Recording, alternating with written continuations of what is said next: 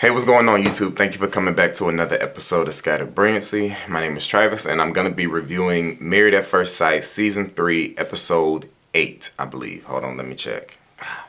I just knew I was going to get on here and be fully prepared to do this video. Yeah, Episode 8. So, the title of this episode was Breaking Down Barriers, I believe. So, this will be more of a recap and a play-by-play as opposed to the other ones. It's a snow day here for me in North Carolina, so I'm off work and I'm recording this video real late. I wasn't going to do it originally, but since I had the time, I figured I might as well, because not much really happened in the episode. But we'll start with Trey and Vanessa again. And like I said, the name of the episode was Breaking Down Barriers. So this episode, as far as Trey and Vanessa was concerned, really focused on Vanessa's inability to communicate with Trey. And it really talked about why she is that way. And the reason for that is because when Vanessa was, I believe, like 17, 18, her parents divorced. And after they divorced, her father just left.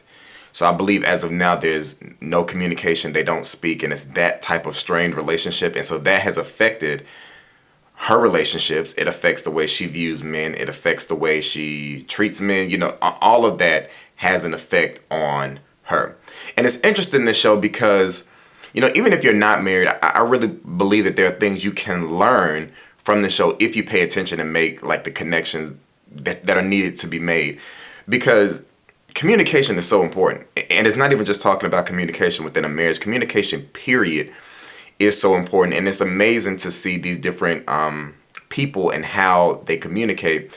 And even as far as Vanessa's concerned, to see how, even being almost an adult, how her father leaving her and her mother has really affected her in the long run. And then it makes you, you know, make the connection that if I'm going to be a parent, I need to try my best to be there for my children, no matter what me and the other parent go through. That I need to make sure that I'm there for them as a father or as a mother. So, get back on track. So that is where Vanessa's issue with being able to open up to Trey is about. Because early on in the episode, you could tell that she was wrong. You could tell that something was wrong with her, but she didn't want to open up to him about it. They later go up to Greenville, and I don't know if it was Greenville, North Carolina, if it was Greenville, South Carolina, because that's where she's from. But one of those places, they went there to visit with her mother. And Trey had the opportunity to sit down with her mother, and her mother pretty much said the exact same thing as far as why Vanessa has a difficult time opening up, and it's because of what happened with her father. All three couples meet with the doctor. I don't remember any of their names, but it's the one with the beard. So they met with him, and he just pretty much charged her with, you know, you need to try to open up to him because this is the person that you're with, and you got to really try to communicate. They also met with Vanessa's friend Ashley. I think her name was Ashley too, and her and her fiance, because they're about to get married. And so they were just kind of talking to them as far as trust and communication. And trust is also a big factor in communication and wanting to open up to someone, especially when you're in a relationship, because you want to know that when you let down that wall and you let someone into that sacred place within your heart, that you have trust in them, that they're not going to use that against you and use that to hurt you at any point down the line, and that with whatever information you give them, they're going to do the right thing with it and be there for you and support you and help you to heal from that. Because I would be willing to say that anything that happens with a parent is going to be a deep wound that's going to take a lot of time to heal. So while they were meeting with the doctor just also explained, like I said, that he wants them to open up more. But the reason that they were matched was because they both had that similarity of having an issue with the parent. You know, Vanessa had whatever went on with her father when she was 18, but Trey also had an issue with his mother, but he was much younger. And I believe his mother left him, and he ended up being raised by his aunt, I believe. Yeah, his aunt. So they had that common thread between them, and so that's one of the reasons why they were matched up. And so they just want them to use that, you know, as a form to communicate better. And so by the end of the episode, because I have my notes this time because I'm trying to remember everything that happens in an hour is getting a bit difficult. By the end of the episode, Vanessa and Trey do end up talking about what happened with her dad, and that was really good to see. So, you know, of course, Trey and Vanessa, they're still doing well. Who do I want to talk about next? I'll go ahead and do David and Ashley. I think that's the order I've been doing it.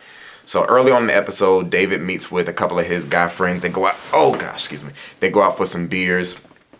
They're just kind of asking him, how are things going? And I mean, y'all already know the answer. David is very optimistic about his marriage. He's trying to be as positive as possible, but he recognizes that there is an issue with his wife, that she doesn't, really want to touch him.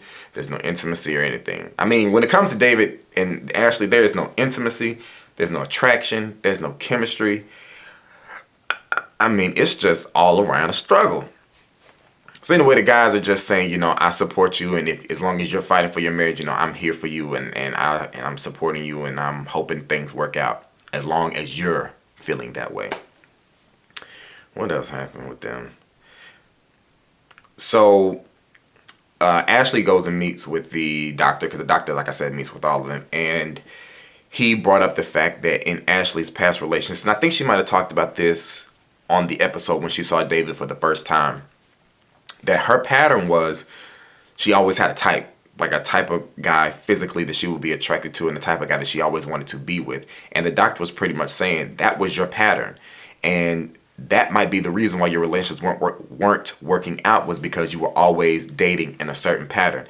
And they say to do the same thing and expect different results is insanity. So it makes a lot of sense to think, and this is a word for a lot of y'all out there.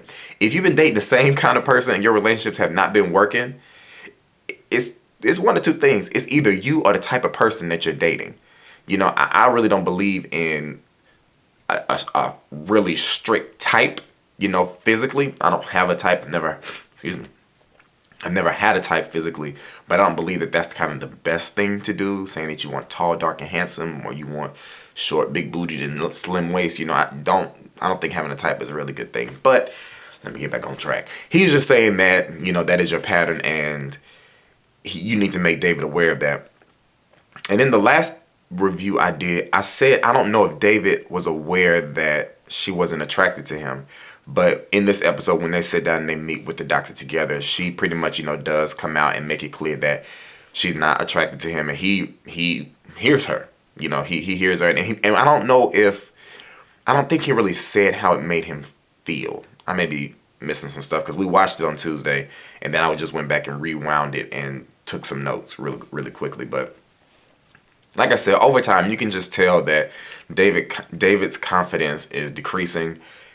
I feel like in the beginning he was so like, oh my gosh, I'm so happy to be married. And now he's just like, he talks like this in his confessionals.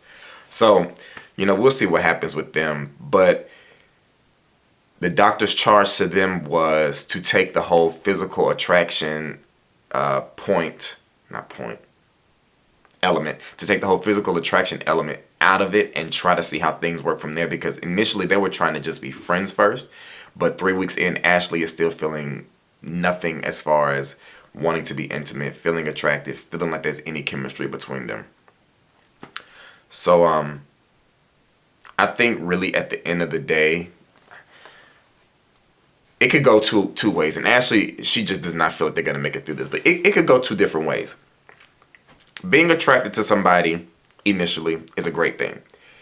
And being attracted to somebody initially really drives your desire to get to know them, to want to be around them, to touch, to do all of that.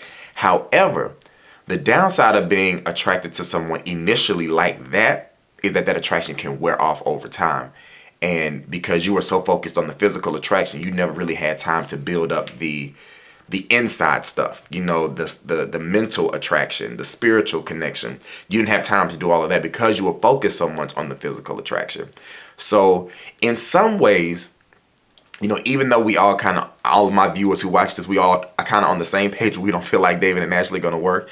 There is a strong possibility that this could work in their favor because of the lack of all of that physical stuff. They could maybe take this and use this to their advantage of just really getting to know who they are at the core. And I really believe that when you get to know someone at the core, and it's right, of course, the physical attraction will come. And it's more authentic, and it's more genuine, and it's more stronger. Because even to compare them to Trey and Vanessa's attraction was instant, whereas David and Ashley's wasn't. So there's a good chance that Trey and Vanessa could fall out of attraction, to each other over time, because of how intense things seem to be. It could also be a result of them consummating the marriage 2 weeks in. So even though we know right now who's kind of doing really well, it's a good chance that once they hit that 6 month, reunion thing, that things could be a lot different between these couples. So I'm really interested to see where everybody goes from there. But currently, David and Ashley ain't hitting on nothing. My nose is like, bruh, what are you doing? All right. So Samantha and Neil. Pretty much at the end of last episode, Samantha and Neil decided that they needed to find a new place because the place that they had picked together was too far for Sam from her job or something like that. So they make the decision, Neil agreeing, to move to her old townhouse where she has a roommate. I really don't know why Neil thought, I don't know why Neil thought this was a good idea. I mean, I don't see anything good coming out of moving into a townhouse with my wife and her roommate. I don't see anything good coming out of that, but So Sam is, of course, very happy that they've moved back to her townhouse. She's just like, you could tell she is so excited to be back home with her roommate. And I want to say her roommate's name is Sammy. That may be the dog's name. I don't know. But like I said, Neil is initially okay with moving in, but he has time to think about it because, get this, he moves in and does not get a key. So I'm living with my wife and I can't have a key to the place that I'm living because y'all lived there first and y'all are roommates. That's red flag number one. So when he gets home, he has to sit and wait on somebody to come let him in. He's better than me, because that would not fly for me. The idea of that does not fly for me. If I'm living somewhere, I'm gonna have a key. And if I can't have a key, I'm moving, with or without you. So I was just like, man, okay, Neil, you better get it together. So Neil is uncomfortable. Samantha is completely comfortable. Neil is totally uncomfortable because he didn't get a key. So his mind has changed and, he's decided that, okay, I need to talk to her about this, that I'm not really comfortable with this anymore, and I need to let her know. So the conversation is already tense a little bit because Samantha feels like, well, you mean yesterday you were okay with it and now you're not okay with it, as if people's minds can't change within 24 hours. I can change my mind about anything I want to in 24 hours. It's not like they went out and got a new place. They moved into your old place, so it wasn't that big of a deal, in my opinion. And so this is where things went left. Sam says something sarcastic to the effect of, oh, I'm just all in. And it was clearly sarcastic. And so did I write down what Neil said?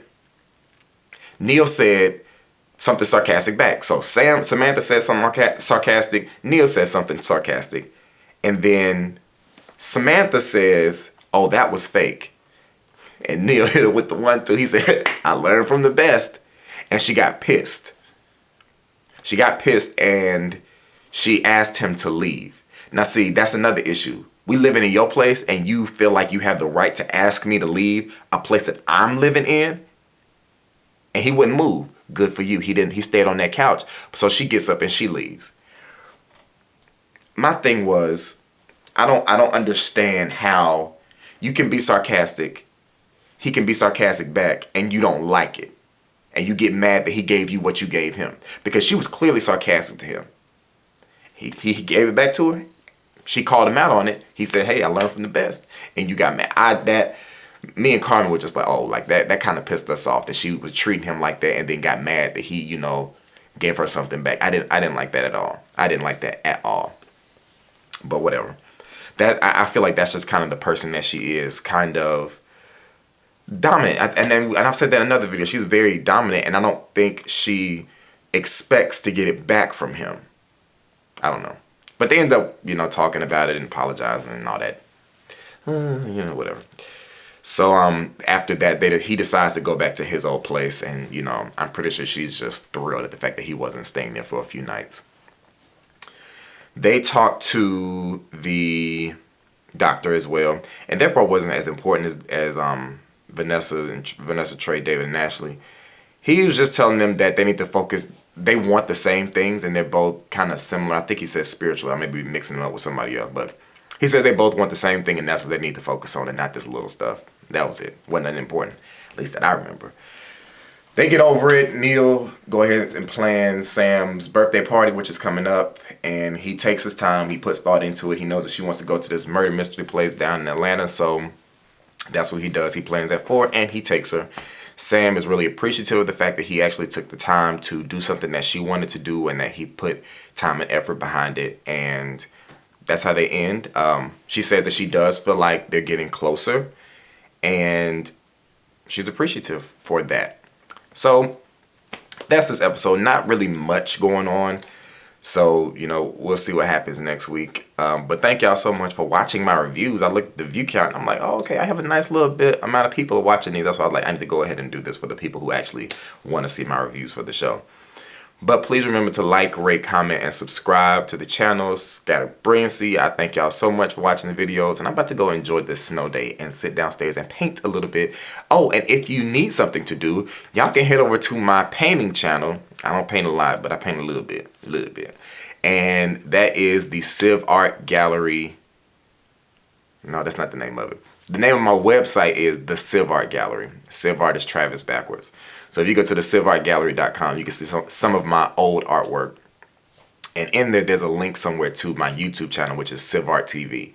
So SIVART TV on YouTube. THESIVARTGALLERY.com. Or you can go to Travis. I was about to say my whole name. You can go to TravisAThompson.com. That's my website. Leads you to the same place. Let me get up off here so I can get downstairs. All right, y'all take it easy, and I will see y'all soon. Peace.